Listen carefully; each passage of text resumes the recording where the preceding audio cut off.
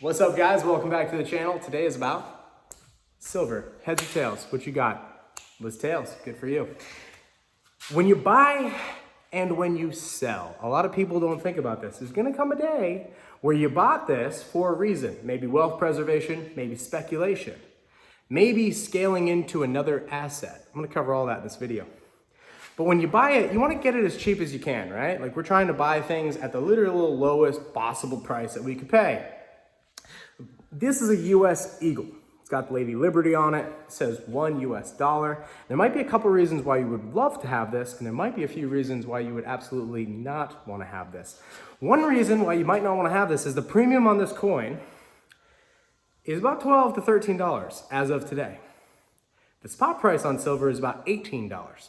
That means that you're paying like half of the total value to get the coin in your hand in brand, in premium, and fees. And what are those fees? Well, part of it's the US Mint. They got to get paid. Part of it's going to be your broker dealer, guy like me. He's going to get paid. You're going to make about $1 an ounce on something like this.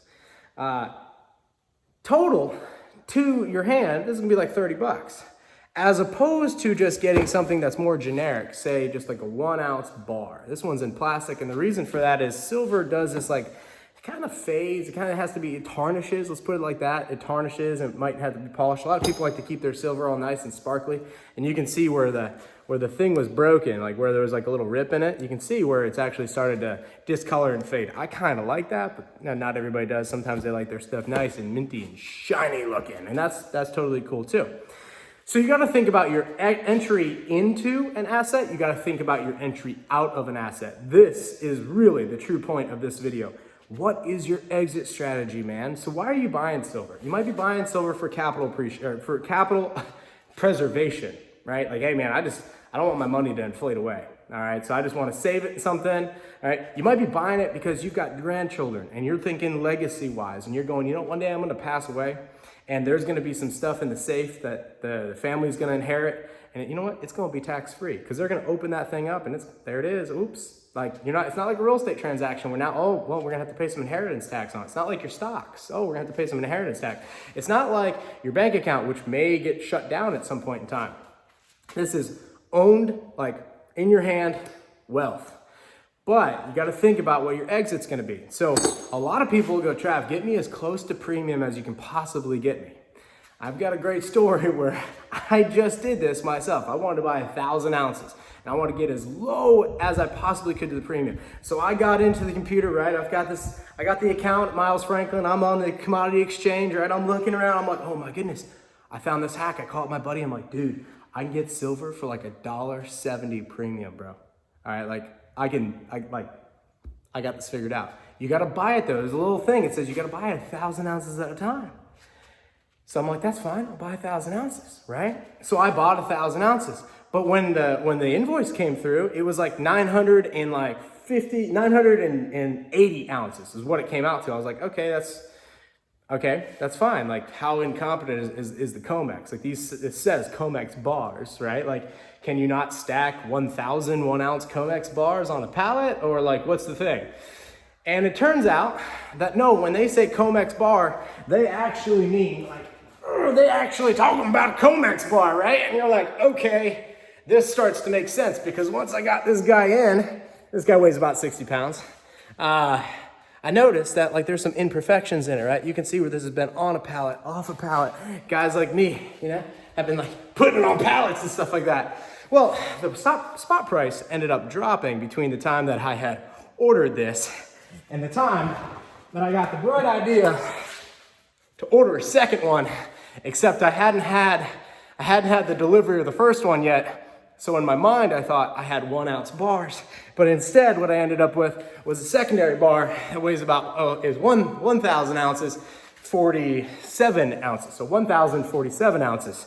So what you find is like, these are not the exact same shape. They actually come from different areas, got serial numbers on them, stuff like that.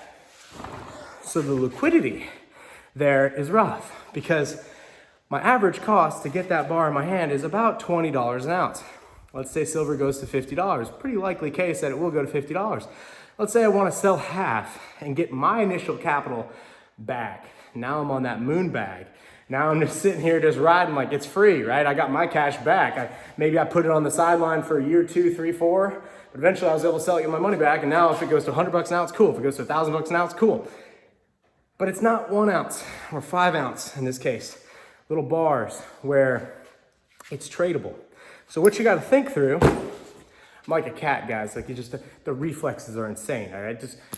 They're just insane. So what you got to think about is the way that you're going to offload this product. Well, let's go back to why you're buying silver. Wealth preservation, possibly speculation. For me and the COMEX bars, well, speculation, because I'm using it as an entry into gold. This is a 1 ounce gold piece. You might be interested in US gold because on the back of this it says 50 US dollars. You're like, Trav, why's it got that kind of like that tint around the edges there? I put it on top of silver and they kind of discolor each other, and you got to polish them up. I haven't polished them up. I kind of like them dirty like that. And the reason for that is that it's not as obvious. Like, oh, wow, that's a piece of gold right there that the guy's traveling with if I were to, say, travel around in or out of the country with it. But I'm utilizing those bars to go into more of these. And the reason for that is the Dow to gold ratio video that I did. I will link in this video so you guys can take a look at that. But there are a couple times in US history where the Dow, which is selling for about 30,000 right now, total thing creates about $850 a year in passive income, worth about 16 ounces of gold at this point in time. It's gone 1 to 1. And so my speculation, this has happened every 50 years, just about. We're coming in that time period, sometime in the next 10 years, to where I could buy the Dow for 1 ounce of gold. Well, I'm buying silver at a ratio of gold of one ounce of silver for, well, excuse me, that would be nuts. I'm buying it at a ratio of 1 ounce of gold for 95 ounces of silver, spot price to spot price, not including or discluding the premiums. The normal ratio in US history has been about 1 to 20. 1 to 50 at max. There's been history, like cases in world history, particularly in Egypt, where it went 1 to 1, which is insane. I'm not advocating for that. The mining ratio, Keith Neumeyer, First Majestic tells us, it's 1 to 7 is what he's pulling out of the ground right now, relative, like industry-wide. But they're selling at 95 to 1. So I'm speculating on silver, buying silver, and as those ratios come into line, I'm exchanging them for gold. The problem is when you go and you get yourself a COMEX bar like this, and the silver price goes to 50, well, I'd have to sell all of it. The way around that is you can do something with Miles Franklin. You can also do this with the up-and-coming Battle Bank, owned by Rick Rule, or started with Rick Rule and some partners. Where you can loan against it. So those bars there will make their way to Battle Bank at some point in time so that I'll be able to have that represented and I'll be able to loan against sections of it and make my trade. So I'm utilizing silver as a gateway into gold, and I am utilizing gold as a store of value at the moment that is in my hand, is wealth I own, is stuff I can put in my pocket, and I can travel with it, not be taxed, not be recorded. But at some point in time when this too has passed, I'll probably go into the Dow and I'll just chill. When the Dow is at a new all-time low and gold is at an all-time high and they somewhere mix and they create a 1 to 1 ratio, I'll probably start scaling into the Dow at a 1 to 2. Two ounces of gold to the Dow, and I'll start slowly scaling in. Hopefully I'll catch that bottom. We'll see where the bottom is. And then I'll just ride it and I'll just ride it back up. So that's my strategy. Likewise, when you're dealing with silver, you've got to think about, well, what about the barterability? What if you get through hard times or something like that and you want to be able to barter? It's hard to barter one of those 1,000-ounce bars. Pretty easy to barter an ounce. At that point, the premium's not really a concern to you, right? Like, you might have bought this coin for $30, now it's worth $100. You got 12 ounces or $12 of premium in there when you bought it. It's a shame that you spent that much on the premium at the beginning because you could have gotten another half an ounce for it. And that's really the real thing. That's why I'm trying to get as close to the premium as possible. But for the barterability, or just for not being tracked, recorded, being able to travel, these look familiar to you? Dimes. These are silver dimes. The US had silver in their dimes up until 1964. And just look like normal dimes. You put this in your pocket change, nobody would know anything different. But these guys are worth about $2, $2.50, just about. So you've got to think about what your game plan is to onboard in, get as close down to the premium as you can, but then also offboard. What are you doing? Are you trying to trade into gold? Are you trying to trade it for another asset? Are you trying to buy a truck with it? You're trying to buy real estate with it? You're trying to loan against it? There's definitely a role for a COMEX bar. There's no doubt about it. If you're trying to store a lot of value, or you're gonna loan against it, you're gonna put it in a vault, nothing wrong with a COMEX bar whatsoever. What I like about the junk silver, and what we call the junk silver, is there are gonna be higher premiums on this as well, especially anything US, is you can mix it with like a 1/10 of an ounce of gold. Here it is. And you put these guys in your pocket, take the gold out of the plastic, of course, put these guys in your pocket, and it looks like pocket change. But in reality, you know, I'm carrying about 350 bucks here. Pocket change. Nobody would know the difference.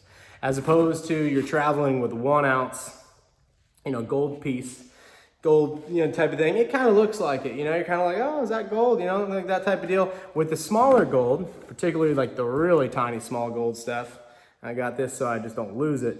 It looks just like pocket change. Nobody would know the difference. Wealth preservation, et cetera, et cetera. So it does matter what your exit strategy is when you're coming in and out of these things. I find at this point in time, the 10-ounce US Eagle bars, about the lowest premium you can get and still have that liquidity on the out, because we do want to figure out, like when we're moving out of this asset, do we have to sell all 1,000 ounces like my bars are here? Do we have to sell all 1,000 of them at the same time? Or can we just start, you know, offloading them 1 ounce at a time, 5 ounces at a time? You know, what is our strategy? So I want you guys to think about that. I want you guys to understand the differences between premiums, but really what you're trying to do is you're trying to accumulate as much weight as you possibly can at the lowest cost possible, and then you want to think about your strategy. I would love to jump on a phone call with you guys. My email is below. It is travis@lightcapital.com. I sell silver, gold, platinum. I'd love to help you through Miles Franklin. It's the broker dealer that I work for. Likewise, if you just want to talk about your portfolio in general, like here, Trav, here's how I'm allocated out. Like what you know, how should I be allocated? Like what is my game plan? I would like to help you put together one, but this video is mainly for you to think through it, talk with your spouse, loved ones, family, friends. What is your game plan? What is your strategy from here to get to your end goals? Mine is to have capital appreciation through speculation, through silver, move it into value store, which is gold, move it into US equities, which is the Dow, when this too has passed. So love to jump on a call with you guys. Email below, and I'll see you on the next one. Peace.